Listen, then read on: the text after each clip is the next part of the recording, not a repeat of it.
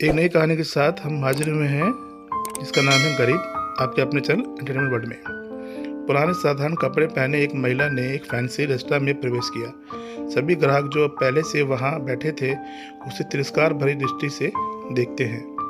वह महिला फटे पुरानी ड्रेस पहने हुई थी और देखने में गरीब लग रही थी। दोस्तों, कहानी बहुत अच्छी है, कहानी बने रहें और कहानी पूरी सुने। अच्छी लगे तो एक लाइक एक सब्सक्राइब जरूर कीजिएगा। परिचारिका होस्टेस तुरंत उसके पास दौड़ी।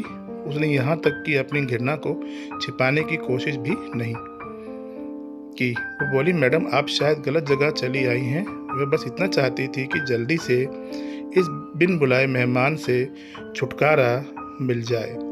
दोस्तों, ये कहानी बहुत अच्छी है। हम नई नई कहानी लेके आते रहते हैं। कहानी बने रहिए, कहानी सुनते रहिए और एक कहानी अच्छी लगे तो एक सब्सक्राइब लाइक जरूर कीजिएगा।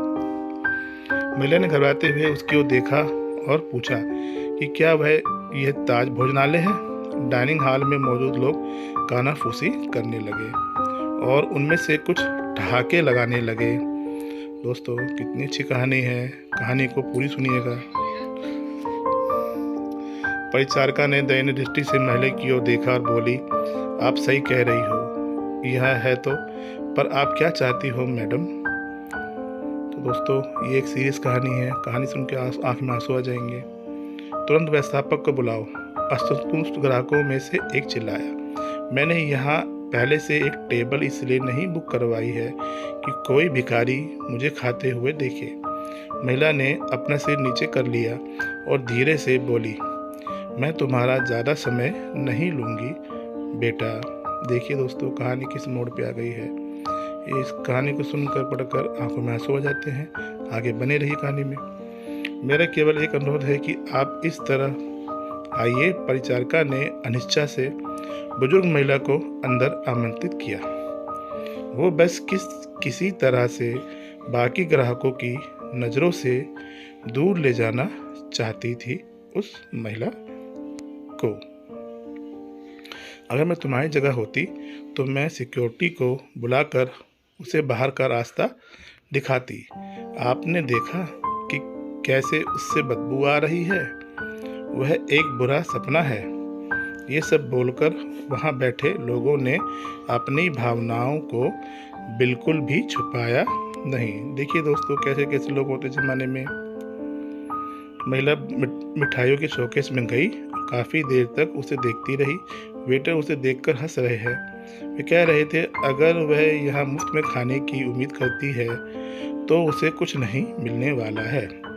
ऐसा लगता था कि महिला ने उनकी बातों पर ध्यान नहीं दिया है।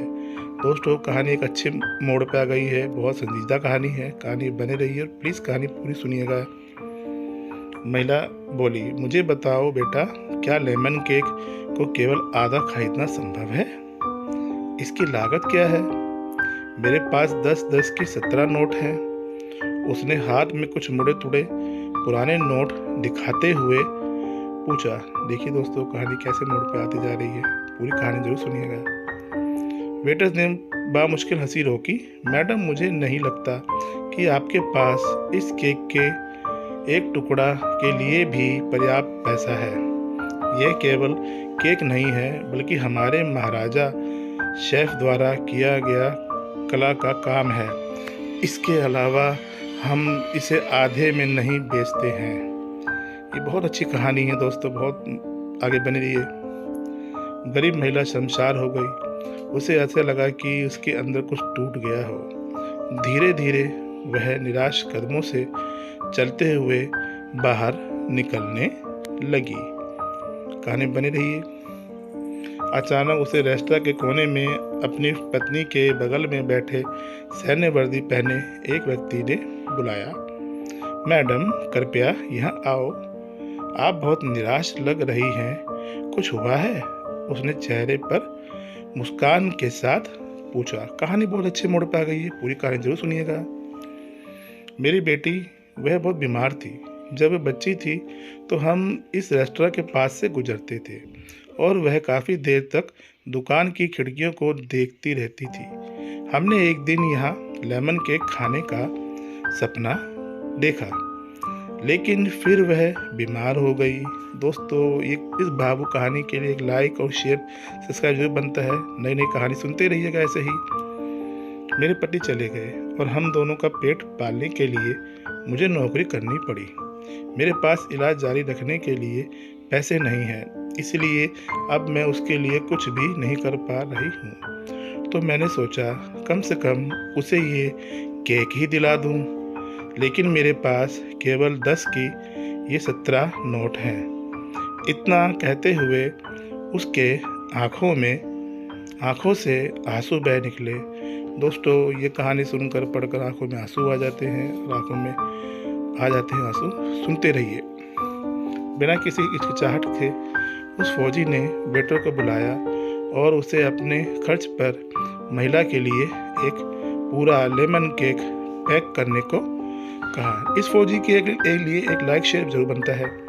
उन्होंने महिला से कहा, आज 17 साल हो गए हैं जब हमने अपने बेटे लक्ष्य को खोया था। एक कार दुर्घटना में उसकी मृत्यु हो गई थी। मैं और मेरी पत्नी कुछ नहीं कर पाए। हालांकि वह एक डॉक्टर हैं। उसके पास में 17 नोट हैं और मेरा बेटा 17 साल का था। ये ऊपर वाले का इशारा नहीं है तो क्या है? देखिए दोस्तों, कहानी की एक दर्दनाक मोड़। फौजी की पत्नी ने गरीब महिला को अपना बिजनेस कार्ड दिया और बेटी के इलाज में मदद करने का वादा किया। जब वेटर महिला के लिए लेमन केक लेकर आया तो महिला के चेहरे पर एक कृतज्ञ मुस्कान आ गई।